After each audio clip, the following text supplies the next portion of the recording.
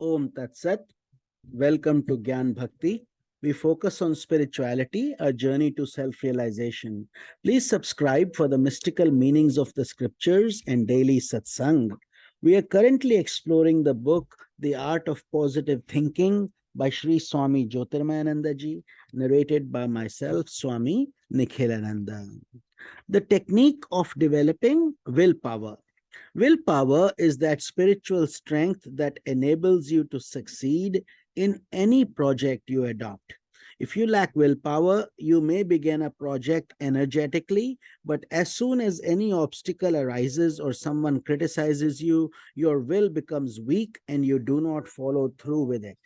If you possess willpower, then once you have made up your mind that you're going to accomplish something, you strive on with perseverance, patience, and tenacity. You continue on until you succeed, even though you are confronted with numerous obstacles. Furthermore, obstacles in life can actually intensify your willpower if you face them properly with philosophical insight. If you lack such insight, however, then each time an obstacle comes your way, you will become completely immersed in grief, further weakening your will. Various factors enfeeble your will. Chief among these is the worrying habit. Habitual worrying causes you to ignore the fact that the world is a divine plan and makes it difficult for you to cultivate the art of surrendering to God. The worrying habit creates a vicious cycle. The more you worry, the weaker your will gets, and the weaker your will gets, the more you worry. Anxiety and fear also weaken the will. They are destructive because they cause you to look at things pessimistically. Every situation in this relative world has both positive and negative aspects. In other words, you can react to a situation positively or negatively. If you learn the art of reacting in a positive way, you enhance your willpower. If you react by saying only the negative, your will weaken. Develop fearlessness. Do not be afraid. No matter what happens, there is a divine power within you, and God sustains your personality. You should not only practice fearlessness, but radiate it to the hearts of others as well.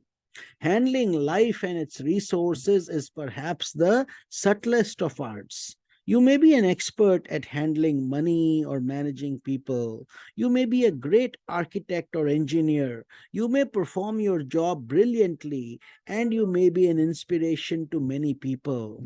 Yet, if a stranger makes a disparaging remark that hurts your ego, you lose your temper and you hold a grudge for days, even weeks. You may be able to handle a great many things, yet handling life itself baffles you. To promote willpower, you must be reflective and introspective. If you lack introspection, you block the great process of cultivating inner strength and developing willpower. You must be open and sincere with yourself so that you can clearly analyze your mind and understand its defects. Be the master of your mind and thereby your destiny. Handling failure in a mature way. If a project of yours fails, it is often because there has been some defect in your willpower. But if you do not know the art of handling failure properly, you set up a destructive process within yourself that further weakens your will. For example, suppose that there was a certain task that you had to do.